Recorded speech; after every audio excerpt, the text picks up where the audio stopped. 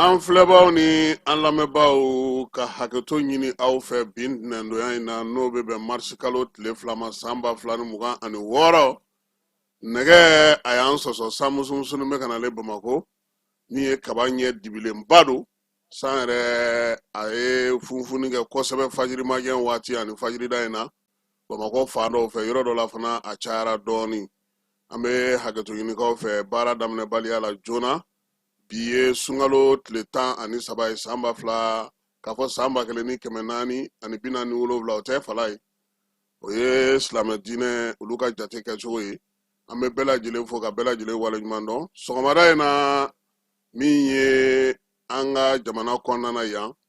kuma min bɛ yen kosɛbɛ o ye sajo ninnu ka ɲangini o wulili ye kɔkan jamanaw la sa bɛɛ lajɛlen b'a dɔn k'a fɔ ko min bɛ sen na o ye Iran ale ni Ameriki ka kɛlɛ Maître Cheikh Umaru Konare ale ye laseli kɛ CEDEAO fana kumana an y'a bɛɛ lajɛlen bɛn nɛgɛmɔ k'o kɛ bakuruba kelen ye an na tila k'an da don la Jaba Sidibe k'an b'a fɔ k'a waleɲuman dɔn min ye Yaya fɔ fana ye a n'a ka baarakɛlaw kɛrɛnkɛrɛnnenya la Torokɔrɔbugukaw fɛ k'u fana fo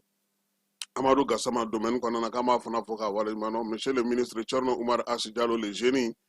ka foli ta ka s'a ma Siriman Bacili Monsieur le maire sigira naaninan maire kɔrɔ dɔn an ka foli bɛ s'a ma Jalafarakaw ka maire n'o ye Seydou Sakɔ ye k'a fɔ a n'a dɛmɛbagaw n'a a lafasabaw bɛɛ lajɛlen ka Jalafarakaw bɛɛ lajɛlen fo Sajula dugu kɔnɔna na Bayiba mairiba kɔnɔna na k'ale fana fɔ ale ni Sori Kɛmɛso sɔgɔmada in na nin ye an donkan ye an ka baabu ale kɛnɛ kan.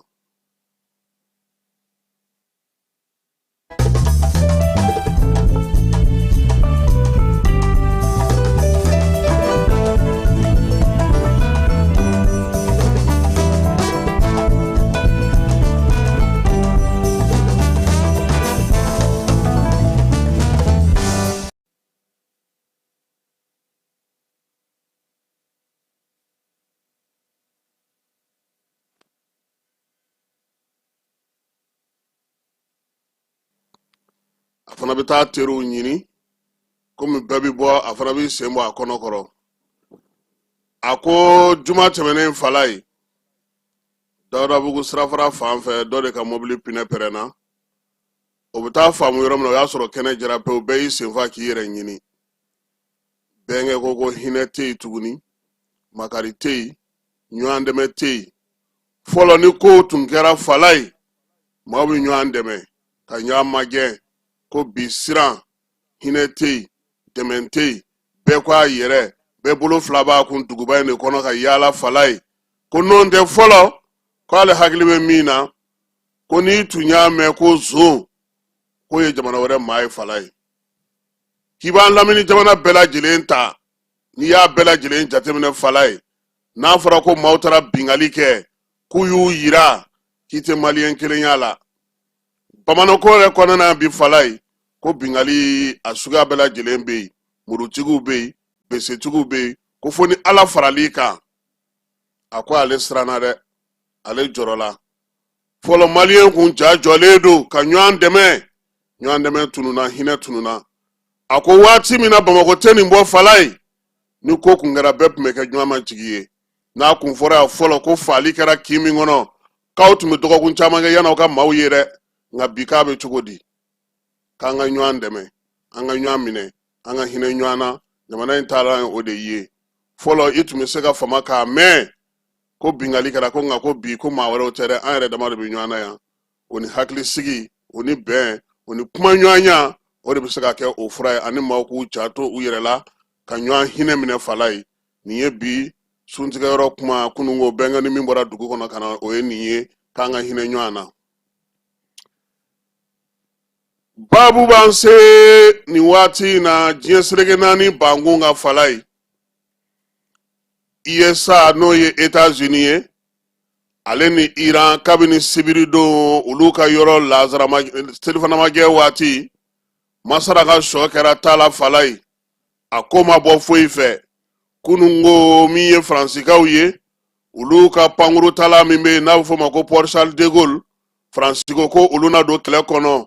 alimanw ka ɲɛmaw faransi ka ɲɛmaw min ye ngilɛw ka ɲɛmaw ye olu y'a yira sa ko Iran filɛ ka sira min ta nin ye fala ye k'olu yɛrɛ na wuli ka jɔ kɛ ko ni Iran sera maa ma min ye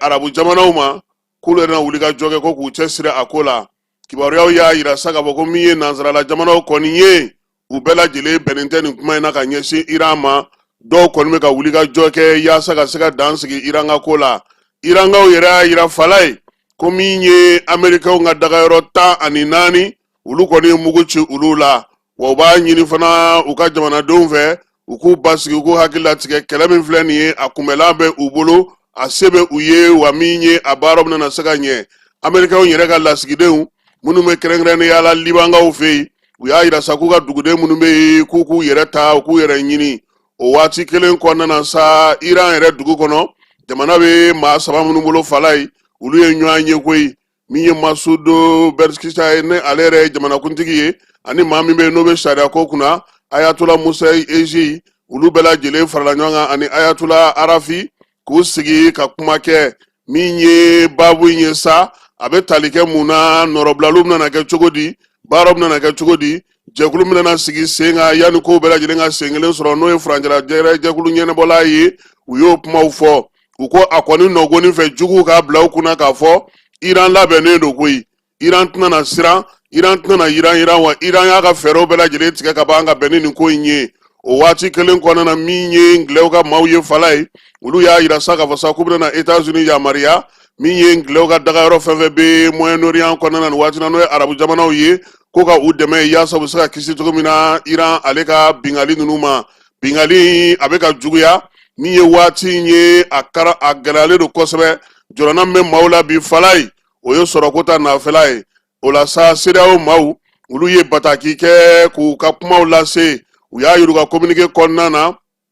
k'olu jɔrɔlen don min ye CEDEAO ɲɛmaaw ye u ko k'olu bɛ ka siran min ɲɛ nin ko in tiɲɛ don a muguci n'a marifaci n'a maafa o se ka gɛlɛ CEDEAO jamanaw kɔnɔna na degunko ta nasira fɛ nka min ye basigibaliya ye n'o tora sen na maa si tɛ se ka o danyɔrɔ dɔn diɲɛ yɛrɛ kɔnɔna na bi sabula o kɔlɔlɔw CEDEAO ko k'o bɛ se ka se diɲɛ suguw ma kɛrɛnkɛrɛnnenya la kuran ani taji k'olu bɛna sɔn ka gɛlɛya nin ko in kɔnɔna na da dumunifɛnw masimafɛn minnu bɛ dilan n'u bɛ bɔ diɲɛ fan wɛrɛw fɛ ka na olu ka jamanaw kɔnɔ ko olu kɔni ɲɛ bɛ o ko la CEDEAO ɲɛmaaw y'a yira sa k'u ka fɛɛrɛ bɛɛ lajɛlen tigɛ yaasa diɲɛ seleke naani sariya min bɛ yen o ka bato min ye bɛn ni kelenya min sigilen don sen kan sugubulon sigicogo la o fana ka bato CEDEAO ka sɛbɛn fana kɔnɔna na a y'a yira sa k'a fɔ jamana minnu filɛ nin ye bi n'u bɛ ka nin waleya ninnu kɛ u k'a dɔn k'a fɔ k'u bɛ jɛkuluw kɔnɔ jɛkulu minnu bɛ se ka nin ko ninnu ɲɛnabɔ k'a sɔrɔ a ma kɛ ni balawu ye CEDEAO y'i sinsin min kan o ye k'a fɔ jamanadenw olu ka magoto min ye baarakɛyɔrɔbaw olu ka magoto wa olu ka fɛɛrɛ yɛrɛ ye min ye jamanaw cɛ sira ɲɛnabɔ sira baara bɛ kɛ sira minnu fɛ u k'olu sinsin ka baara kɛ ni o ye o waati kelen na min ye Irankaw ye u y'a yira sa ko kalanso min bɛ olu fɛ ni denmisɛnninw npogotigininw dɔrɔn de bɛ kalan k'a kɔnɔ maa 165 o de fatura ye a denmisɛnnin bɛɛ lajɛlen b'a daminɛ san 7 ka taa se san 12 ma k'o ye kimɛli ye maa 96 o de joginna o waleya in senfɛ min ye Irankaw ye u y'a yira ko dadigi kɛr'u la fala ye u ka maaba caman y'u da nka a bɛɛ lajɛlen nɔrɔ bilara olu fana ye keruni kɛ koyi u ye keruni kɛ ka taa fa bɛɛ lajɛlen fɛ Amerikɛnw ka nafaw bɛ yɔrɔ minnu na o de senfɛ sa Émirats arabu maaw y'a yira ko min ye drone 500 ka taa se misili 150 ma olu sera ka o bɛɛ lajɛlen kunbɛn ka bɔ Irankaw fɛ u ka jamana ɲɛmaaw y'o fɔ min ye Bagdad ni o ye Irak faaba ye fala ye olu ka pankuru jigikɛnɛ fana y'a niyɔrɔ sɔrɔ ko in na Marɔku masakɛ ale ko waleya min bɛ ka kɛ Iran fɛ bi ka ɲɛsin arabu jamanaw ma ale b'o kɔn fo k'o sɛbɛkɔrɔ kɔn min ye Ura Mohamed Sisi ye a ko a b'a kantigɛ da yira nin ko in na a ma bɛn a ma bi a ma diya ye sini waati min na n'a bɛɛ lajɛlen ɲagaminen don Siprikaw min ye Britanikaw fɛ Ngilɛw fɛ yen olu fana ye degun sɔrɔ nin ko in na a yirala sa k'a fɔ ko hali surɔ tuguni min ye misiri caman o filila Bagdad pankuru jigikɛnɛ ta tiɲɛni fana donna olu fana kun kɛrɛnkɛrɛnnenya la maa magoɲɛyɔrɔ fɛn fɛn bɛ olu yɔrɔ ninnu na olu bɛɛ lajɛlen tiɲɛna min ye Irankaw yɛrɛ ka chaîne bɛ yen n'o ye Channel 14 ye ale y'a yira sa k'a fɔ ko min ye Ngilɛw ye u ka bolofara minnu bɛ yen kɛrɛnkɛrɛnnenya la n'o bɛ Siprikaw fɛ yen n'o y'u dagayɔrɔ ye ko dangarila yen na han sabula min ye misiliw ye olu donna ye ka tiɲɛni kɛ n'o y'a sɔrɔ kibaruya in bɛ ka danganamaya a yira sa k'a fɔ ko min ye Ngilɛw ye ko olu yɛrɛ kɔni nin y'u sen donnen kɛlɛ la han u fana ko k'u tɛna sigi kɔ tuguni Amerikɛnw ka port charme bɛ yen n'a fɔ ma ko Abraham Lincoln ko bintara ko kan ka min ye u ka pankuru dɔ fana ye o fana ye gɛlɛya sɔrɔ koyatikaw fɛ yen maa minnu tun bɛ ka pankuru in boli olu caman yɛrɛ kɛru ka t'u fili a dɔw dɛndɛnna ka taa n'u ye dɔgɔtɔrɔso kɔnɔna na dɔgɔtɔrɔso min yɛrɛ bɛ yen n'o tɔgɔ dalen don Gandi la kɛrɛnkɛrɛnnenya la bi ko denyɛrɛnin minnu bɛ yen u bɛ k'olu bɛɛ lajɛlen cɛ ka bɔ yen ka taa n'u ye fan wɛrɛw fɛ sabula u ka se ka kisi min ye nin ko in kɔlɔlɔ ma Benjamin Netanyahu ni ale ye Israel ɲɛmaa ye premier ministre a ko nin waleya in ko a na to sen na sɔgɔmada in na fana Trump fana ko ni Ala sɔnna a ma ko dɔgɔkun 2 dɔgɔkun 5 ko wulikajɔ k'u n'o to sen na Falaye an yɛrɛ fɛ yan min ye maître Cheikh Umaru Konare ye ale ko nin ko in ale bolo kun min b'a la k'o filɛ nin ye Falaye ko bɛɛ lajɛlen y'a ye k'a fɔ ko min ye Américains ye u wulila ka taa Venezuela ko wa k'u wulili min filɛ nin ye ka se Iran fana ma Falaye ko fɛn 2 dɔrɔn de do koyi États-Unis bɛ taji ani a ka bonya n'a ka makama fɛn kana bɔ o la cogo min maître Cheikh Umaru Konare ko pétrole ko ta na sira fɛ Falaye ko diɲɛ kɔnɔ bi pétrole bɔrɛla belebeleba 4 min bɛ ni a taji ka ca kɛmɛ siradala 10 ani 13 n'a b'o sɔrɔ min ye bariko miliyari 208 n'o bɛ se ka sɔrɔ k'a fɔ ko o baara bɛ ka kɛ n'o b'a to fana san 290 ɲɔgɔn ko min ye taji ye a bɛ se ka bɔ yen kudayi tile o tile miliyɔn 3 a n'a tilancɛ o bariko o bɛ se ka sɔrɔ yɔrɔ mun na bi Falaye ka kɛ ni diɲɛ seleke naani yɛrɛ taji bɔcogo ye ko o ye Iran ye ko fana kɛrɛfɛ ko Iran kelen bi Falaye min ye bariko 10 a bɛ se k'o sɔrɔ pétrole la ka kɛ ni dollar wari ye k'a feere o sɔngɔ la maître Cheikh Umaru Konare ko n'i y'o bɛɛ lajɛlen lajɛ tuguni ko n'i ye Iran fanga lajɛ taji min bɛ bɔ Irankaw fɛ yen ka na o fara min ye Venezuelakaw ta kan o min bɛ taa se miliyari 300 n'a kunkanfɛn ma san o san ko États-Unis kelen bɛ nana wuli k'i jɔ kɛlɛ min nɔfɛ nin ye Falaye ko miliyari 500 taji ɲinini don han a bɛ ka wuli ka se min kɛ Iran ma nin ye ni Iran fanga binna ko n'a y'a sago sɔrɔ i ka maa sɔrɔ k'o bila fanga la Cheikh Umaru Konare ka kuma na ka fara Venezuela kan n'o b'a bolo bi Falaye miliyari 500 o taji a b'o sɔrɔ ngundayi k'a sɔrɔ ale États-Unis yɛrɛ Falaye bi a ka taji bɔlen miliyari 27 barigo a b'o de sɔrɔ n'i ye a ka ko ta k'o lajɛ o ka dɔgɔ san 10 kɔnɔna na a mago bɛ min na sabula bi u mago bɛ miliyɔn 20 barigo de la tile o tile États-Unis kaw fɛ yen maître Cheikh Umaru Konare ko k'o de kama bi États-Unis wulilen don k'i kɛlɛ fari da taji bɛ yɔrɔ o yɔrɔ taji kasa bɛ yɔrɔ o yɔrɔ a bɔko ɲuman bɛ yɔrɔ o yɔrɔ a na fɛɛrɛ kɛ k'i sigi ye walima yen ɲɛmaaw ka kɛlɛ tigɛ olu la ka taa maa dɔw sɔrɔ k'o sigi olu kunna ka se ka i ɲagali labɔ min ye taji ye ka se k'o sɔrɔ ko bɛɛ k'a bila i kunna Falaye maître Cheikh Umaru Konare ko ten ko États-Unis ko a ɲɛ bɛ Nizeriya pétrole fana na han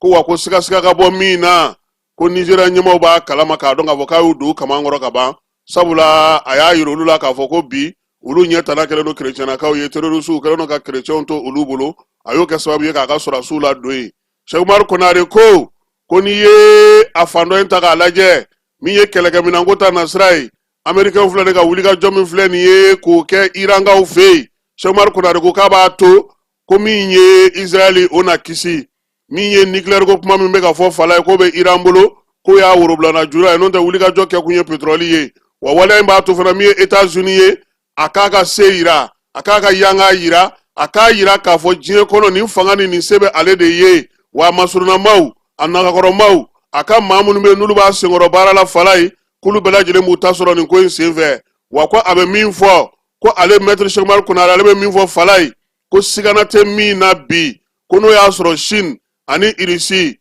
olu bɛ baara kɛ ni Iran ye ani Venezuela ye ka taji min sɔrɔ ko États-Unis ɲɛ b'o taji kelen de la bi ko wa k'a tɛna na i sigi ko k'a lajɛ ten koyi wa k'a b'a ka yanga a ka bonya a ka se a n'a ka waleya fɛn fɛn b'a bolo k'a yira k'a fɔ ale kelen de bɛ se ka nin ko kɛ diɲɛ kɔnɔ bi k'a tɛna na o to yen fiyewu ko maaw ka ɲɛnadonna k'a la sabula a se b'a ye a minɛn b'a bolo a makari a tamakiya t'a la fana ko maa o maa n'i y'i jɔ États-Unis cɛ a ka taji ɲini na Falaye k'i k'i yɛrɛ bila maa minɛlenw fɛ walima maa faalenw fɛ sabula ko ale ɲɛ bɛ min na fanga min bɛ États-Unis na a tɛ jamana na bi a wulikajɔ se b'u ye a minɛn se b'u ye a maaw b'u bolo a musaka b'u bolo wa u tɛ ko kɛ ni filan ye n'u wulila n'u mago bɛ min na u t'o nɔfɛ cɛw k'u b'a ta cɛw fana fala ye k'o ka tigɛ bɛɛ lajɛlen ye nka a ko ko in a kɔlɔlɔ bɛna kɛ min ye don nataw la fala ye k'a daminɛ février kalo tile 28 na ka na se mars kalo tile fɔlɔ ma n'o kɛra kunungo ye ko taji ko bɛ ka lomo lanba sabula a bɛ fɔ yɔrɔ masa ko détroit de Dormuz ni taji diɲɛ yɛrɛ taji 100 saradala 20 bɛ tɛmɛ yen fɛ an maa ye taji minnu bɛ tɛmɛ yen fɛ fala ye ko min ye Iran ye ale ye a ka fan datugu o man kan olu sebɛrɛ tɛ olu ye min ye taji kɔni lingilangalen jɔlen do ye nka diɲɛ magobatigiw ko olu ye taji kɔni cɛ a caman ba ka taa mara degun tɛna suma nka anw minnu bɛna taa sanfɛ anw de bɛ gɛlɛya sɔrɔ wa min ye taji fana mana bɔ yen kuranko taji bɛ baara kɛ n'o o ye o fana lomolama bɛna daminɛ ko wa ko nin ko in kɔlɔlɔ fala ye a bɛ boli jamana fɔlɔ minnu kan o ye taji tɛ jamana minnu na taji bɔ yɔrɔ tɛ jamana minnu na ye k'olu de bɛ sɛgɛn a ko la kosɛbɛ nka bi ni kununko ko min bɛ ka ye ko n'o tora sen na lala min ye hali irankaw yɛrɛ ye u na dayɛlɛli kɛ ka kɛ n'u ka sanni feerew cogo ye sabula o fana mago bɛ musaka la ka kɛlɛ kɛ ko nɔn tɛ ni yɔrɔ in datugulen tora n'o ye détroit d'Ormuz ye ko a taji kɔni sɔngɔ bɛ yɛlɛ ko nka ko bi sɔgɔmada in na bankiw burusiw wari falen yɔrɔ ni wari ɲɛnabɔ yɔrɔw bɛɛ lajɛlen k'olu kɔni dayɛlɛla wa fala ye ko anw farafinna jamanaw de ta y'a la degun ye han sabula k'anw ka taji bɔ yɔrɔ anw dulonnen don maaw la fala ye Nigeria ni Angola Algérie Côte d'Ivoire ani Niger ko olu jamana damadɔ bɛ bi ani Chad olu bɛ se k'u yanga an tɔw b'a sa olu de fɛ wa mun maralen bɛ bi o bɛ labɔli kɛ ka se kalo 6 ɲɔgɔnko ma n'o fana banna k'a sɔrɔ kura mana ka bɔ Kwajikana na an bɛɛ lajɛlen n'a dɔn k'a fɔ ko degun min bɛ sen na a kuranko kɔlɔlɔ bɛna bonya min ye da dumunifɛnw fana nali ka bɔ nanzara jamanaw la k'o fana kɔlɔlɔ bɛna bonya o de la bi ko fo bɛɛ ka sɔn bɛn ka kɛ ko in na sigi ka kɛ bɛɛ lajɛlen bɛ se ka lafiya cogo min na.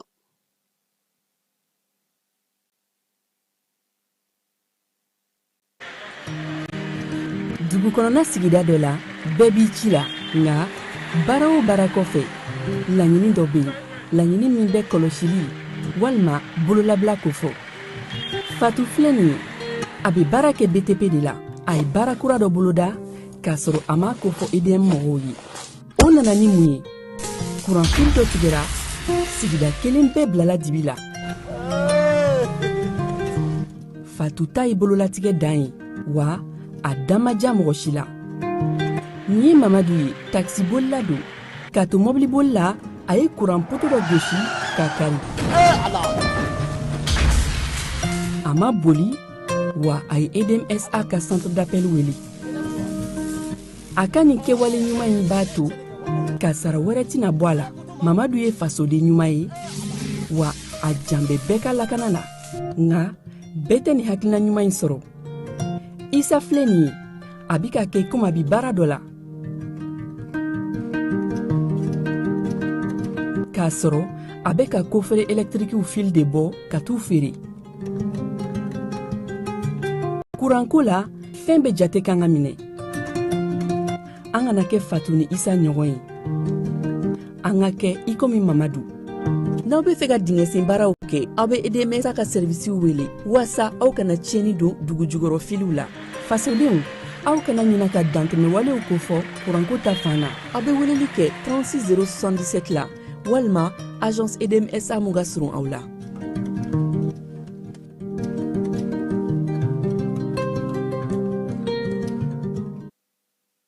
fala ye l'américain ka trésor ba ale ye gɛrɛntɛ wuli ka bɔ an ka wolomasiri taba saba ka kɛrɛnkɛrɛnnenya la an ka ministre d'état ministre bɛ wolomasiri taba ka ko kunna n'o ye général de corps d'armée Sadio Kamara ye Alu Boyi Jara ani Adama Bagayogo olu tɔgɔ kun sɛbɛnna juillet kalo ale san 2026 ka kɛ ni américain ka ɲinini ye u ka sɛgɛsɛgɛli min tun bɛ sa n'o ye bata 4 ani 24 ye sa k'a yira k'a fɔ ko nin maa kofɔlen ninnu k'olu de kɔni ye se bɛɛ lajɛlen kɛ irisi jamana ka se ka don yan américain y'a yira sa k'a fɔ k'u kɔni tɔgɔ bɔra a la min ye Sadio Kamara ye a n'a tɔ filaw k'u bɛɛ lajɛlen na se ka baara kɛ sa américain olu ka yamaruya o humu kɔnɔna fala ye o fana ma tɛmɛ ka bɔ min ye libankaw ka maa kelen o fana tɔgɔ tun bɛ sɛbɛn in na o bɔra a la pewu Kayi gouverneur ale ye a yira sa k'a fɔ ko tile 30 ko farala couvre-feu ka kura ye min ye mars kalo tile fɔlɔ kunungo ka taa se marisi kalo tile 30 ma sa k'a kɛ kun ye halisa basigi ni lafiya bɛ se ka na kɛ yɛrɛ bolo la cogo min na u ka marabolo bɛɛ lajɛlen kɔnɔna na min ye gouverneur n'o ye général de brigade Musa Sumare ale ye baara in bɔ sunkalo solidarité hukumu kɔnɔna na kitakaw fɛ yen kerecɛnw ka ɲɛmaaw olu ye weleli kɛ ko ka taa suntigɛ kɛ u ka yɔrɔ la gouverneur diinɛtigiw au conseil ɲɛmaaw bɛɛ lajɛlen taara ɲɔgɔn sɔrɔ kita église ba kɔnɔna na fala ye kita église ba la alimami b'a ɲɛ alisana b'a la ka jɔko 3 k'o di ala ma sun tigɛlen ale kɔfɛ maa caman de bɛna kabako ya ko église ni seli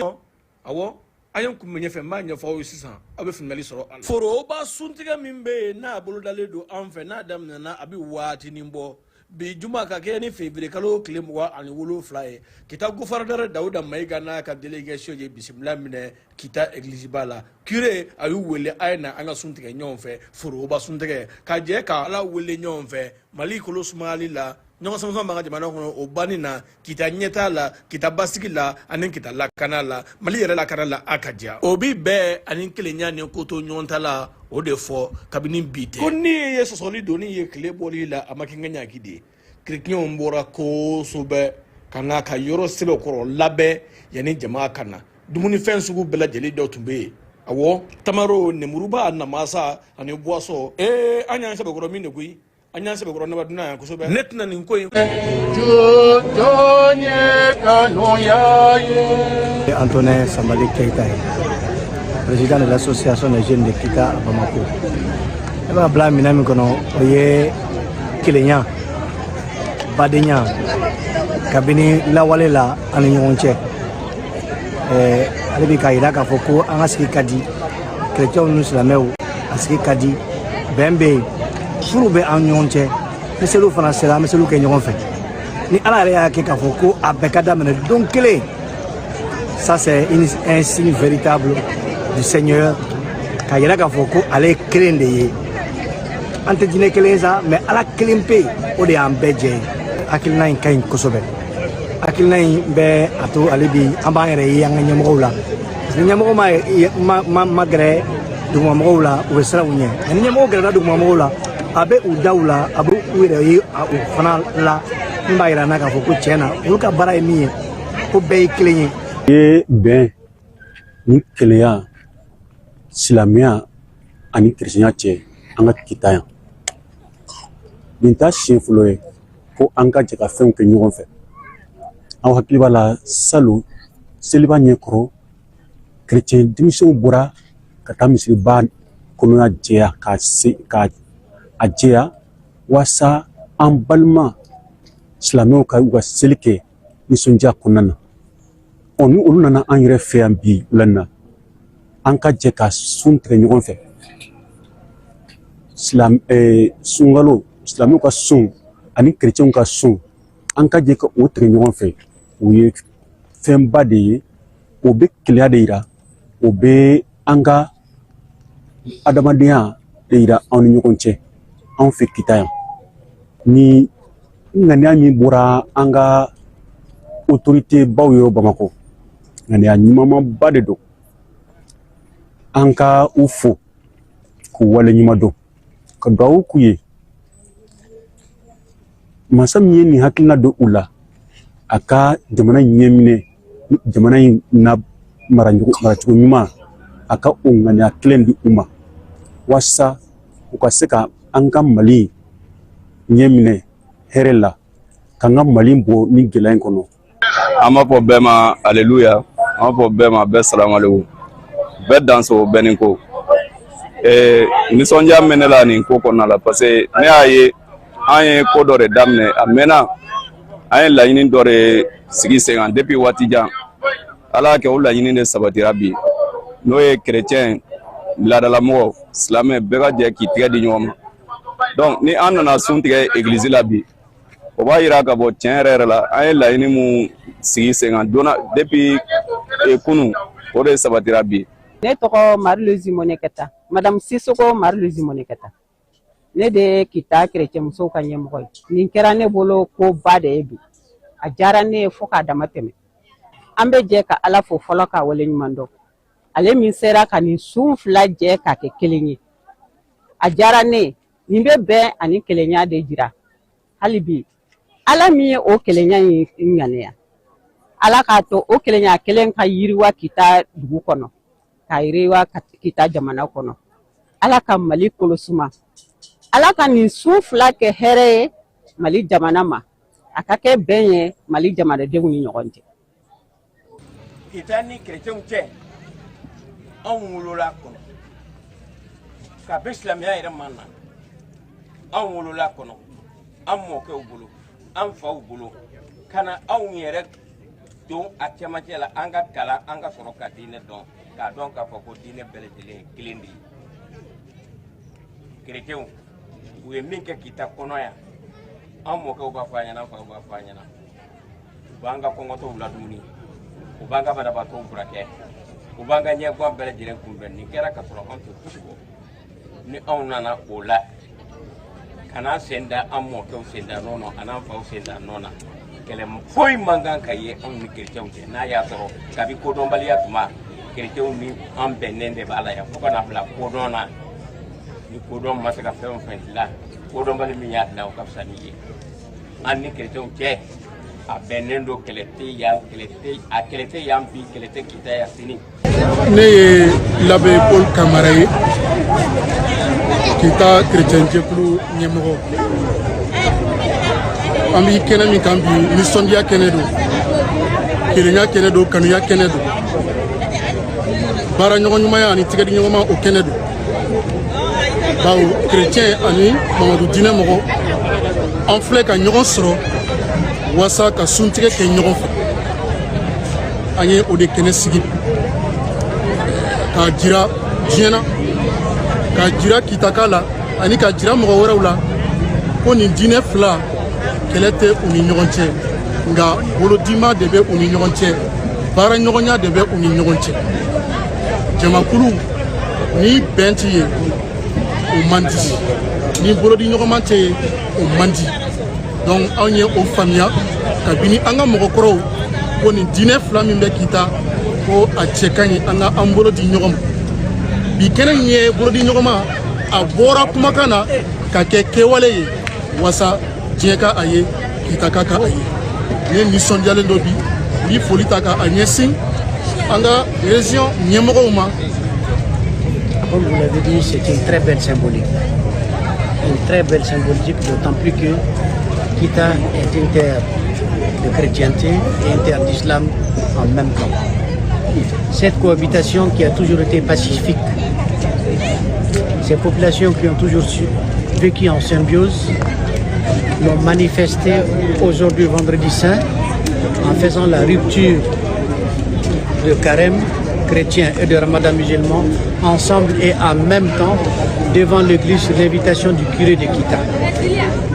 Ceci, je disais, est une symbolique de paix, de coexistence pacifique, de pardon et de mutualité des efforts. C'est pour nous une très grande occasion de rappeler ici que ceci est le combat des plus hautes autorités. Faire en sorte que le tissu social soit soudé, que les populations s'entendent et que chacun de nous puisse considérer son prochain comme son propre frère en tout lieu, en tout temps et en toutes circonstances. Voilà pourquoi nous sommes là avec toute l'administration de Kita et tous les services techniques, les forces de défense et de sécurité, à cette rupture de jeûne pour magnifier cet instant que je dirais est un instant solennel et rare. Donc nous ne tenions pas à ne pas être présents et à les rater. Et nous remercions la communauté musulmane et la communauté chrétienne pour nous avoir prouvé une fois de plus que le Mali c'est également cela.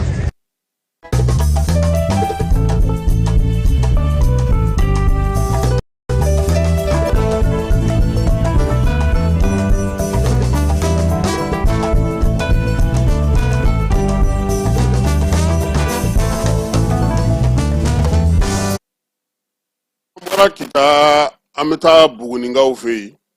CNJ Jani ale ni ministère min bɛ chiffres kunna olu ka bolo ni ɲɔgɔnma kɔnɔna bi fala ye an bɛna na Karim Jakite ale de lamɛn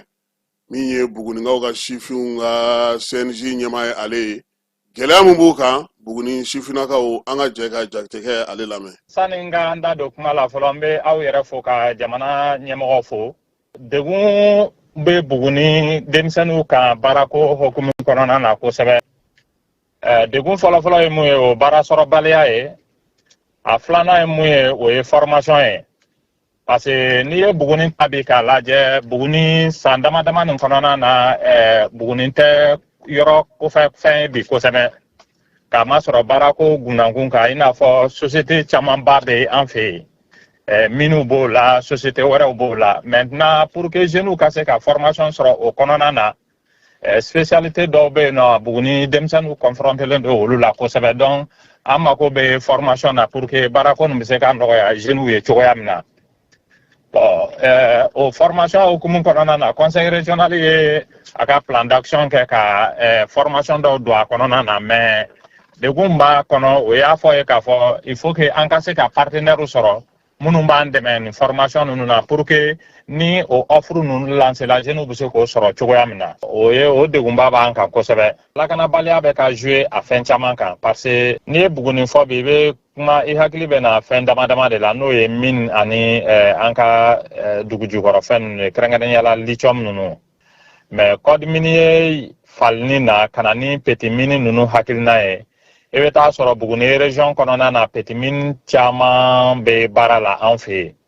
dɔw bɛ sariya kɔnɔ dɔw tɛ sariya kɔnɔ bon minnu bɛ sariya kɔnɔ an bɛ kuma olu kan maintenant o gɛlɛya lakanabaliya bɛ ka jouer o kan kosɛbɛ. Parce que an y'a jateminɛ kɔsa na partenaire minnu bɛ yen nɔ ni u bɛ baara kɛ nin petit mine ninnu na olu ye gɛlɛya sɔrɔ ka kun kɛ lakanako yɔrɔya ye. Banbaaci mɔgɔ ninnu commencera ka don buguni mara kɔnɔna na donc u bɛ ka dankari kɛ o petit mine ninnu caman na. Bon a bɛ ka na ni kɔlɔlɔ ye hali an yɛrɛ jeunes kan baarako hokumu kɔnɔna na. Donc o bɛ ka jouer an kan kosɛbɛ. Bon lakanabaliya fana ni hokumu kɔnɔna na partenaire caman bɛ yen minnu bɛ ka siran ka na région kɔnɔ malgré que opportunité camanba bɛ yen bon lakanabaliya bɛ ka an sɛgɛn a ko kɔnɔ dɔɔnin na. Ayiwa bi an bɛ se k'a fɔ sifinw ka baara fana dɔ ye fasodenɲumanya waleya ye. Buguni mara kɔnɔna na aw yɛrɛ sera ka mun kɛ CNJ tɔgɔla fasodenɲumanya waleya hukumu kɔnɔna na. Bon CNJ k'a daminɛ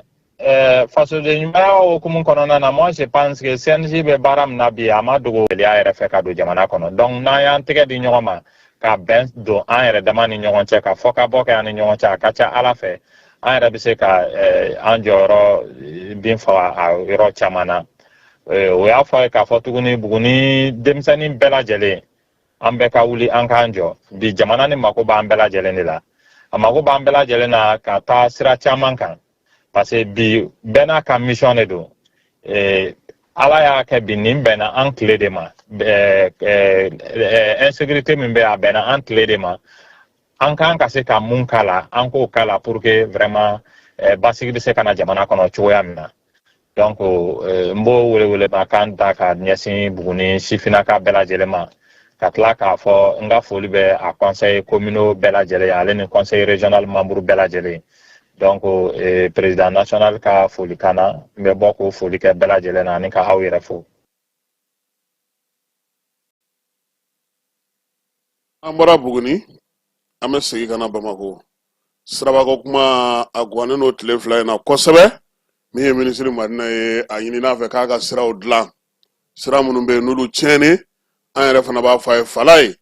u ka wuli sira min bɛ kɔni bɛ bɔ Kayi ka na Bamako u k'a lajɛ n'o tɛ samiyaji nata in ne ɲɛ tɛ mobili natɔla yan dɛ u k'a lajɛ ni jeune mɔgɔw de bɛ se ka wuli ka jɔ ka dɔ kɛ u ka dɔ kɛ n'o tɛ balo natɔ ka bɔ Senegalikaw fɛ a bɛ gɛlɛya n'i ko i ka sira jɔ fala ye a ka fɛrɛ Bamako min ye yɔrɔ kɔrɔ ye i bɛ sow ci n'i ye sow ci maa minnu bɛ yen hakili la u bɛ jate k'u hakɛ dɔn u fana kan ka bila u ka hakɛ min kɔnɔna na k'o d'u ma an'u ka yɔrɔ wɛrɛ sɔrɔ nka samɛkaw ko k'olu ta yen olu hakɛ dɔnna u kan ka taa yɔrɔ min na o de ma dɔn wa welewelemada min fana kɛr'u ye o kɛr'u ye ICA fɛ ko tile 20 dilen don u ma papier dili ni tile 20 in cɛ k'u ka taa yɔrɔ ɲini u yɛrɛ la nka u ka hakɛ ko o bɛ cogo di yalama u bilar'u ka hakɛw kɔnɔ wa bi maa minnu bɛ yen ni olu ye degun in sɔrɔ olu y'u ka maa bila ka na an ka kumaso kɔnɔ yan n'o ye Makan Tarawele Makan i ni sɔgɔma i solila ka na an fɛ yan bi sɔgɔmada in na an b'a dɔn k'a fɔ min ye aw ka yɔrɔ ye a ciliko kuma kun fɔra effectivement sisan a bɛna kɛ baaraw golobara u sera ma u ye mun fɔ aw ye yani n ka don kuma la fɔlɔ n bɛ ala sɔnna tala fo k'a barikada an bɛ sunkalo barikama min na ka seli ka kira kan kisi nɛɛma b'a ye k'an fa n'an ba fo Kasim ka foli kɛrɛnkɛrɛn di i yɛrɛ ma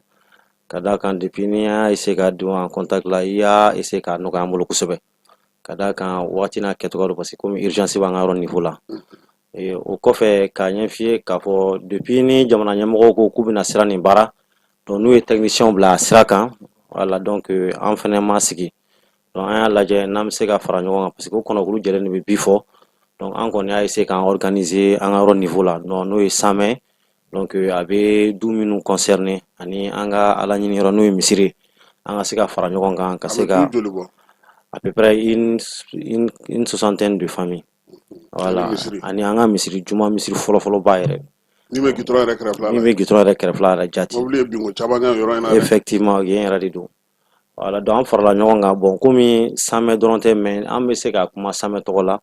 parce que ne yɛrɛ samɛ sifinnakaw ka jɛkulu o ɲɛmɔgɔ ye bon n bɛ collectif nin fana kɔnɔna la an y'a kɛ collectif donc des familles de mosquées touchées par le recensement 2x2 de la route Kati donc jɛkulu tɔgɔ o ye an farala ɲɔgɔn kan an y'a lajɛ ka laɲini dɔw kɛ ɲɛmɔgɔ sow la ka dabɔ ka minisiriso 2 de bɛ a baara kɛ ni o ye min bɛ sirabanko ɲaga n'o ye transport ani infrastructure ani min bɛ urbanisme et de l'habitat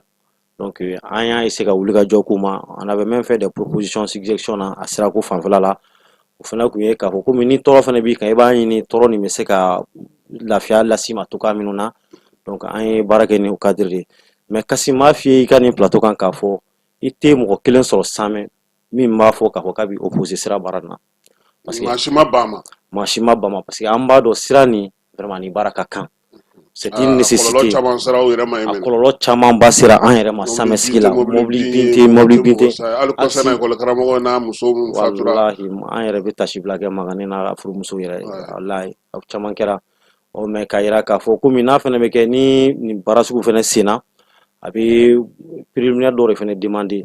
ɲɛbila baara dɔw de fana demander bon olu ɲɛbila baaraw la o de la an ye wulikajɔ caman kɛ bon jeudi don yɛrɛ IC sera an ma donc ni alamisa tɛmɛnen an kɔrɔ donc ni sommation de vider les lieux tile 20 de b'a kan n'an fana bɛ se ja ani médian tigilamɔgɔw fana ma donc ka se k'an ka o tuma ale nana ni papier min ye ale ko tile 20 de b'a bolo aw ka wuli yan alamisa k'a daminɛ alamisa la bon je pense que depuis ni an m'a sɔrɔ don min na a b'o de jate kɔnɔna la o kɔrɔ tile damadɔ bɔra la sa dɛ alamisa ni sisan cɛ effectivement tile damadɔ bɔra la voilà donc o la an b'a ɲini dɔrɔn k'a lase k'an nana se kunnafonidilaw ma donc aw ka se ka kɛ an ka kumadaw ye an tulo n'an ɲɛ jamana ɲɛmɔgɔw ma donc pour que aw yɛrɛ ma wuli ka jɔ kɛ ka taa se minisiriso min bɛ gitɔrɔn dilan an ye wulikajɔ badenba bɛ ka document bɛɛ bɛ yan donc n bɛ se ka copie d'i ma n'an tilara kuma la donc an tun y'a f'i ye k'an ye laɲini dɔw kɛ mais an ka laɲini tɛ dɔwɛrɛ ye au moins ni sira bɛ baara komi dɔ bɛ se ka bɔ a degun na cogoya min na bon olu ma ta en compte o tɛ problème ba ye mais kuma koloma yɔrɔ aw tun ye mun laɲini sira baarali hukumu kɔnɔ ka ŋaniya tun ye jumɛn ye bon an yɛrɛ tun y'a lajɛ k'a fɔ komi sira nin baara in bɛ segin a kan tuguni an si tɛ se k'an opposer a la parce que jamana ka baara de don en même temps route nin c'est une route internationale RN3 fana de don donc n yɛrɛ bɛ caman kalama a ko la kosɛbɛ voilà an tun y'a lajɛ k'a fɔ yɔrɔ dɔw la sira bɛ se ka dilan ka sɔrɔ n'a ma se du dɔw ma mais an y'a ye k'a fɔ donc levé topographique la ani technicien ka baara la u ser'o ma an ka jateminɛ la an t'a dɔn dɛ donc an tun y'a essayer aw tun ye du dɔw bɔ k'olu t'a la ayi an tun ma du bɔ an tun y'a essayer k'o dɔw yira u kana se ka se olu ma o tun y'aw ka ŋaniya ye voilà en même temps o bɛ yen a fɔlɔ o kɔfɛ fana an y'a lajɛ k'a fɔ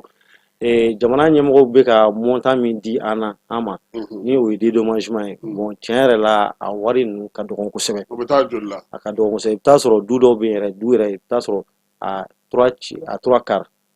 n'i y'a ta 4 na sisan a 3 bɛɛ bɛ ta peut-être que tu peux te retrouver avec 6 millions 5 millions donc olu ye wagaju fɛnw ye minnu sɔnmu man ɲi dɔɔni an tun b'a ɲini jamana ɲɛmɔgɔw fana fɛ u kun k'a lajɛ mais aw y'o bɛɛ bila sisan aw y'o laɲiniw bɛɛ bila sisan ayi o kun laɲini o be mais alo min fɛnɛ kan ka di ma fɛnɛ an bɛ yɔrɔ min na bi o ma sɔrɔ. O yɛrɛ fana ma sɔrɔ a. An bɛ yɔrɔ min na bi o ma sɔrɔ o yɛrɛ de y'an sekunba yɛrɛ ye o. Makan n'i y'a faamuya. Awɔ. Ça fait sisan aw tun ko ko 3 quarts la 6 millions mun kan ka di. O ye misali dɔ ye dɔw ka du la. O n'a ɲɔgɔnnaw. C'est comme ça ne ka n ta kɛ sa ne kun ta kɔni kan ka bɛn 2 millions ma. Ka kɛ ni n ka so cogoya ye. Awɔ. An ko ko o min ka dɔgɔ. Aw bolo dɛsɛlen ka dɔw wɛrɛ dɔgɔman yɛrɛ kan. An ma sɔrɔ ale an bɛ yɔrɔ min na bi bon ici dun fana ye fɛngɛ papier lase an ma tile 20 n'o ye sommation de vider les lieux. A ko b'o yɔrɔ de la o de la an fana y'a ser'i ma donc n'i bɛ se ka se jamana ɲɛmɔgɔ fana ma donc k'a lajɛ aw tulo b'aw la o ko min ka d'a kan yɛrɛ. Makan n'i nana yan i lamɛnnen don ka ban o kɔni o jɔrɔna bi la Ala y'o nɔgɔya. D'accord. N bɛ fɛ k'i ka kuma sinsin ani k'i ka kuma faamuya kosɛbɛ. D'accord. Ça fait aw n'u tun bɛ kuma na n'i ma fili a kun ka d'aw ye bi o k'a sɔrɔ u nana fɔ an na bɔ so dɔw la sisan par exemple ne ka 2 millions na u ye n kɛ 4 millions ye o tun bɛ bɛn ne ma mais o kumaɲɔgɔnyaw yɛrɛ la wari danna yɔrɔ min na sa 2 millions yɛrɛ ma di maa ma maa si ma min yɛrɛ proposera aw si tɛgɛ ma da o kan ko k'aw ka wuli. Laɲini yɛrɛ kun ye o ye mais a yirala k'a fɔ tiɲɛna montant min dira an ma ko jate an n'o de ka kan o de fɔra bɛɛ u ka jate la ko montant min dira an ma bɛɛ ni o de ka kan bon min bɛna d'aw ma sa min bɛna d'a ma o da min bɛna d'a ma an n'o de ka kan a ma d'a ma fɔlɔ dɛ min bɛna d'a ma an n'o de ka kan bon n'o bɛna d'a ma n'an n'o ka kan n'a yɛrɛ ma an m'an bolo ma da o kan mɔgɔ si tɛ bi samɛ kɔnɔ la n bɛ kuma n'o ye k'a fɔ k'i ye dɔrɔmɛ 1 sɔrɔ a la yanni bi don cɛ a dun ici dun fana ka sommation fana b'an bolo a copie b'an bolo ko tile 20 fana b'an bolo yɔrɔ kɔni donc an bɛ se aw ma pour que jamana ɲɛmɔgɔw en tout cas u ka se k'a lajɛ donc mais aw sera ministre so la ministre so ko cogo di bon an ye démarche fɛn kɛ ministre so la ministre ko bon ko projet min filɛ na c'est à dire que depuis ni olu mana sira kan ka baara n y'a f'i pour gouvernement caman tɛmɛna sira nin kan ka baara awɔ parce que sira nin nécessité ba de don a kan ka dilan ala yɛrɛ min filɛ nin n'an bɛ ka se yɛrɛ ma na samɛ sira nin a degun fɔlɔ an bɛɛ b'a kalama a bɛ anw yɛrɛ de fɔlɔ kan an bɛɛ b'a kalama ni ka frein tigɛra o y'i taalen dɛ voilà a b'anw fɔlɔ de kan wa ni su kora k'i to Kati i bɛ yen fara i siyɔrɔ kan camion baw fɛ i tɛ se ka tɛmɛ voilà yɔrɔ sira fosi de tɛ yen moyen foyi t'i bolo ni fitiri kɔni sera k'i to Kati k'a sɔrɔ i ma a ye kɔni ka Kati si kɔni o latigɛra o don ko n'i tɛmɛna duguma siranin fɛ dɛ o dun fana ma nɔgɔ kuma dɔw la o duguma sira nin de fɛnɛ donc an bɛ o kuma fɛnɛ kan parce que ale bɛ fréquenter kosɛbɛ n y'a f'i ye cogoya min na donc a tɛ baara in na de duguma baara an bɛ o de sira ka fɛngɛ kɔnɔna la o wala duguma sira nin donc n b'a faamuya an tɛ min bɛ taa Kuluba an ka to ma min bɛ taa Kati Samɛ Zirakɔrɔ Dunfin Kati Sanafara o sira la ka na Jemɛsi na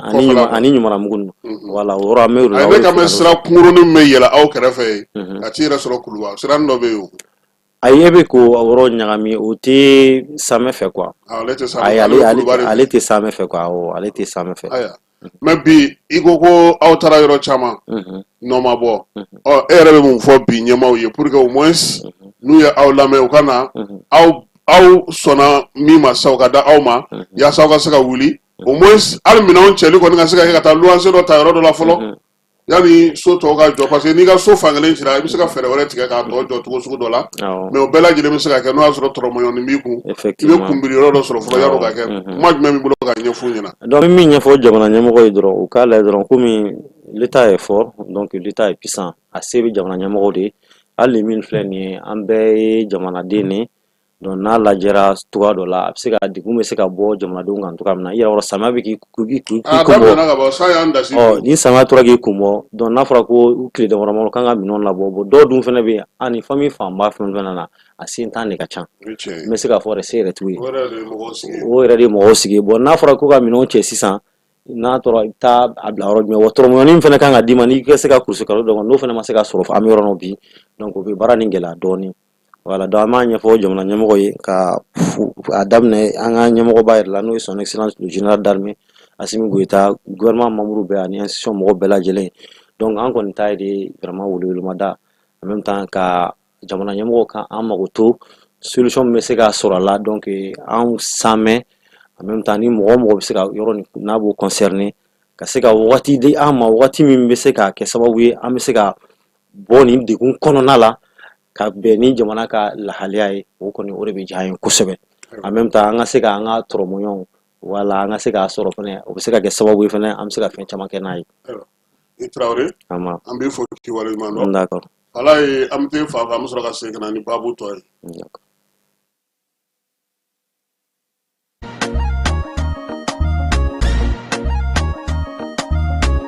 Aw bisimila hôtel Lafiya la. N'i ko hôtel Lafiya wulikajɔw bolodalen don walasa aw bɛ se ka lafiya sɔrɔ cogo min na ani hakilisigi aw ka séjour la anw fɛ Mopti yan. Kɛrɛnkɛrɛnnenya Mopti Sevare ka kɛ ni kurantigɛtigɛ ye min ye hôtel Lafiya Sevare ale ye wulikajɔw boloda ka se ka min ye awa fɛɛrɛ kɛrɛnkɛrɛnnen dɔw ta walasa aw bɛ se ka lafiya sɔrɔ cogo min na aw ka séjour la hôtel kɔnɔna na n'o ye ka panneau solaire installé min ye kurantigɛtigɛ o degun aw kana o ye séjour la l'hôtel yɛrɛ kɔnɔna na. Réservation ka kɛ kabi sisan min b'a to aw bɛ se k'aw ka séjour kɛ k'a sɔrɔ tɔɔrɔ tɛ aw kan degun tɛ aw kan hôtel Lafiya. Hôtel Lafiya ale filɛ nin Sevare Bangetaba yanni ka se aéroport sirafara ma station laban i kiniboloya fan fɛ i bi jigin o carré fɛ mètre 200 bɔɲango hôtel Lafiya ale cokolen bɛ i kiniboloya fan fɛ i bɛ se ka weleli kɛ nirusiraw fɛ 21 42 14 11 76 01 01 98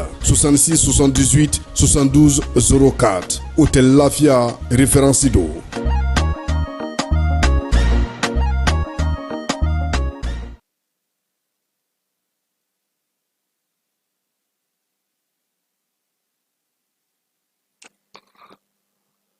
Fala ye an bɛ segin ka na an ka kumaso kɔnɔ yan min ye saamɛ yanni ale cɛ sunkalo kɔnɔ tile 10 sɔrɔ Yogoro ni Salawale olu de bɛ sigi sen kan o hukumu kɔnɔna na sa minisiriw ka sifinso olu ye jɛkulu dɔ sigi sen kan Fala ye min ye colonel major Asaba Jalo u taara Salawale kɛ ale fɛ yen ale ni Yogoro o la sa fɔlikɛla ninnu kɔni nana sa sun tigɛlen kɔfɛ min ye seli n'o ye nafila seli tɛmɛnen kɔfɛ sa minisiriso yɛrɛ ka maa min tun bɛ u cɛla sa o ye Bɔbi ye ale ni fɔlikɛla ninnu olu nana sa ka na laada k'o latile Asaba Jalo a ye ni maa ninnu bisimila a ka du kɔnɔna na foli ni tanuni k'o ta ka ɲɛsin ma min ye minisiri yɛrɛ min ye nin ko in sigi sen kan k'o fana fo k'o waleɲuman dɔn k'a yira sa k'a fɔ ko nin y'an ka seko ni dɔnko taabolo dɔ ye nin y'an ka maanifinya taabolo dɔ ye ale yɛrɛ a ye Salawale kɛ ka tɛmɛ min ye adamadenw a b'u tin don ɲɔgɔn na denmisɛnniya la a ko ka fisa médecin colonel major Asaba Jalo a ko ka tɛmɛ Salawale yɛrɛ ni Yogoro ka Fala ye bɛɛ ni kelenya ani maakɔrɔ bonya min b'a kɔnɔ ani ka don du kɔnɔ ka se ka nisɔndiya denbayaw bɛɛ lajɛlen ma k'o ye waleɲuman dɔn ye waleɲuman dɔn min n'o diyara a ye kosɛbɛ wa min ye nin baara kɛcogo in ye ale bolo bi a kan ka taa sa fa bɛɛ lajɛlen fɛ bɛɛ lajɛlen ka se ka nin baara in kɛ a jɔɲɔgɔnkɛ n'o ye Abdul Kasim Ibrahim Fɔma ye o ka maa min tun bɛ kɛnɛ kan olu fo u ye danaya min ta ka da ale yɛrɛ kan ka na nin waleya siɲɛ fɔlɔ kɛ ale ka du kɔnɔ a n'a ka minisiriso baarakɛla fɛn fɛn bɛ kɛnɛ kan sa u y'u bɛɛ lajɛlen fo Fala ye ko sa wɛrɛ ta ko Ala ka o yira an na n'an bɔra yen an bɛ taa Bakɔ Jikɔrɔ ni ACI min ye Bongana Mayiga ye ni Ala y'ale ka kalifa minɛ a la février kalo tile 28 ale ka janajaw kɛra kunungo mars kalo tile fɔlɔ min ye Bongana Mayiga ye ale tɛ ko fɔ maa ye na tuguni fɔliko ta na sira la a n'a ka fileni a ye diɲɛ bɛɛ lajɛlen yaala maa minnu bɛ yen bi n'olu b'a dɔn kɔnɔwarikaw fɛ a ye baara kɛ yen ka na Mali yɛrɛ kɔnɔna ka taa se Niger ma fɔlikɛla caman bɛ yen a y'olu dɛmɛ u yɛrɛ caman tun bɛ kɛnɛ kan min ye janaja in ye sa ale ɲɛmaaya tun b'an bolo o ye seko ni dɔnko minisiri Mamu Dafe a yɛrɛ la sa k'a fɔ premier ministre kɔrɔ Usumani Sufi Mayiga ale ni fɔlikɛlaw ni ŋaraw ni seko ni dɔnko tigilamaw Ayisa Kone ka bɔ kɔnɔwarikaw fɛ u bɛɛ lajɛlen nana sa min ye Bongana Mayiga ye ka taa bila a dayɔrɔ laban na a denw a limanaw a n'a kanubaw olu bɛɛ lajɛlen tun bɛ yen Salifu Keyita Ablaye Jabate Baseku Kuyate ka taa se Afel Bokum ma ale ni maa min ye baara kɛ ɲɔgɔn kɔsɛbɛ n'o ye Bɔkari Bɛrite olu bɛɛ lajɛlen tun bɛ kɛnɛ kan min ye FEDAMA ɲɛmaaba ye Adama Traoré u bɛɛ lajɛlen nana musow fana caman tun bɛ yen Fala ye min ye Bongana Mayiga ye a dayɔrɔ laban o kɛra min ye Falajɛ Saledo ye n'o ye Falajɛ Kaburudo ye a dara ye nin waati na an bɛ dugawu don k'a ye Ala k'a dayɔrɔ sumaya a y'an kɔ kisi min Ala k'o nɔgɔya an n'a bɛ taa jɛ min ma Ala k'o nɔgɔya Ala k'an yɛrɛ ɲɛ k'an ta don o kɔnɔ o b'an ta kɔkan kibaruyaw la Fala ye Keniyakaw olu fɛ yen sa k'olu ka hélicoptère dɔ sibiri tɛmɛnen o kɔni taara dafiri olu ka jamana worodugan fan fɛ maa 6 o de nin tora o la o bɛɛ lajɛlen u ka jamana wasadenw ye u ka gouvernement ale de fasiri kɛ min ye polisi ɲɛmaa ye ayitikaw fɛ sa olu y'a yira sa k'a fɔ juma tɛmɛnen ko min ye u ka kunnafonidilaw ye k'a yira sa k'a fɔ ko baara bɛɛ lajɛlen sigilen don sen kan ni lakana kɔni sabatira n'ala sɔnna ma u ka kalataw bɛɛ lajɛlen bɛna kɛ u y'a yira sa ko min ayiti kɔni kɔnɔna na mankan ni fɔnkɔɲɔgɔnkɔ cayara ye kosɛbɛ irankaw fɛ olu ka giriba n'o ye ali kameni ye ala ye ale ka kalifa minɛ a la min ye amerikɛnw olu de kɔni mugujugu kɛru o yɔrɔ in na maa kofɔlen ye san 37 de kɛ fanga la ayatola min ye ayatola Rouhani ye Khomeini a bilara o de nɔ na bibi na sa ale yɛrɛ nɔrɔbilali baaraw bɛ sen na a ka janaja kow fana bɛɛ lajɛlen sigira sen kan i n'a fɔ Iran kibarudilaw yɛrɛ y'a fɔ cogo min irisikaw ye faali ŋɔni kɔn fo ka taa se a dan na ani wulikajɔ bɛ ka ɲɛsin ka taa se Iran ma nin waati na irisiw y'a yira sa k'a fɔ ko bingali min don bingali labɛnlen don ko tɛ ko min porokotora ka kɛ wa k'u b'a ɲini cogoya suguya bɛɛ lajɛlen sa bɛɛ lajɛlen ka sɔn ka kɛlɛ bila yaasa sigi ka fɔ o ka kɛ a fura ye Ali Arazila Rafi ni ale yɛrɛ diinɛ ɲɛmaaba ye kɛrɛnkɛrɛnnenya n'a b'u ka wasabulon kɔnɔ ani maa falenba minnu bɛ Iran kɔnɔna na olu kɔni ye ɲɔgɔn ye kununko sa yaasa cogoya min na jamana kun 3 minnu bɛ u fɛ n'o y'a bolofara 3 ye olu ka se ka sigi sen kan sa furancɛla fanga bɛ se ka sigi cogo min na yanni giri n'o y'u ka diinɛ ɲɛmaaba ye Ali Kameni ale nɔrɔbila ka se ka sɔrɔ Pakistan ni Afghanistan olu fana bɛ ɲɔgɔn na fala ye nin waati kelen in na muguci kɔni barika bonyana o yɔrɔ ninnu na kununko kosɛbɛ Karashikaw fɛ Etats-Unis ka daga yɔrɔ min bɛ yen n'o y'u ka lasigidenso ye olu kɔni wulikajɔ sira olu ma Pakistankaw yɛrɛ fɛ maa 8 de sara o wulikajɔ in senfɛ maa caman y'a yira sa k'a fɔ ko min ye Bagdad fana Amerikaw ka lasigidenso min bɛ Irak faaba fana kɔnɔna na wulikajɔw fana kɛra ye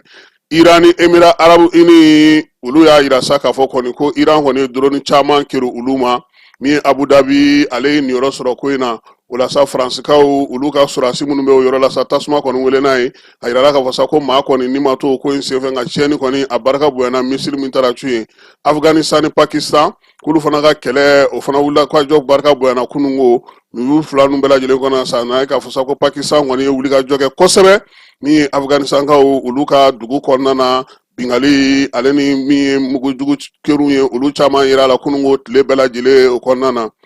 Arabi Saoudite ni Irisi ani jamana wɛrɛw olu y'a yira sa k'a fɔ kari tɛmɛnen kununko ko fɛɛrɛ ka sigi sen ka yaasa pétrole ko mankan min filɛ nin ye a ko bɛ se ka sigi sen kelen kan cogo min na ɲɛ bɛ se ka sɔrɔ a la cogo min na jɛkulu min bɛ o ko kunna sa ko k'a lajɛ sa kɛlɛba bɛ se ka na cogo min na yaasa pétrole ko ka sigi sen kelen kan Falaye basket ko ta na sira fɛ an ka basketkɛla cɛmanw kununko u se sɔrɔ ko ye Falaye nka yan'o cɛ sa Qatar taga o de don n'o ye diɲɛ selekena ni basketi Qatar taga ye Falaye farafinnaw kɛlen don ka min ye ɲɛbila baara min kɛ maa minnu bɛna se ka se sɔrɔ an kɔni y'a daminɛ cogo min an bɛ ka taa ten Uganda gosilen kɔfɛ Egypte gosilen kɔfɛ kununko sɔrɔ farafinna ngana n'o o ye Angola ye n'olu yɛrɛ tun y'an dasi jɔnjɔn kɛnɛ ka Falaye an ye olu ci u ka 79 anw ta kɛra 80 ye Mali ale kɔni ka bɔ ko 3 la sa a ye se sɔrɔ a 3 bɛɛ lajɛlen na an b'a kun cɛ ni min ye an ka ndolatira min bɛ nin waati na kɛrɛnkɛrɛnnenya la n'ale bɛ ka jouer Esteghlal de Téhéran na n'o bɛ Iran jamana kan Musa Jɛnɛpo a ye kibaruya di kununko bɔlɔlɔ sira fɛ ko alihamudulilayi ko k'a fɔ a ka denbaya bɛɛ lajɛlen na ko a bɛ hɛrɛ la a bɛ lafiya kɔnɔna na nin waati na degun foyi ma se a ma k'a b'a somaw a balimaw a limanaw ani maliden bɛɛ lajɛlen k'u ladɔnniya k'a yira k'a fɔ sa ko ala barika la ale kɔni bɛ a kɛnɛman don a bɛ foli ni tanuni ta ka ɲɛsin bɛɛ lajɛlen ma maa minnu ye a kibaruya ɲininkali kɛ ko bɛɛ lajɛlen k'i hakili latigɛ Jɛnɛpo ko ale kɔni bɛ ala tanu nin waati na o bɛ dan sigi sɔgɔmada in na kibaruya la kibaruya min dira ma Falaye Keyita ne yɛrɛ fɛ k'aw bɛɛ lajɛlen fo k'aw bɛɛ lajɛlen waleɲuman dɔn n'ala sɔnna ma an na ɲɔgɔn sɔrɔ waati wɛrɛ ala ka tile hɛrɛ cɛ ala ka sababu ɲɔgɔn ye si ni kɛra laban ɲuman ala k'o d'a ma caman di ko an b'a fana fo Falaye an kanubaaba don nin waati na filanu a yɛrɛ ko n k'a fɔ k'an ka filanu Falaye ale ye filanu fa ye an b'a fana fo k'a waleɲuman dɔn ala ka tile hɛrɛ caya an ka ɲɔgɔn dɛmɛ ka binkɛnɛ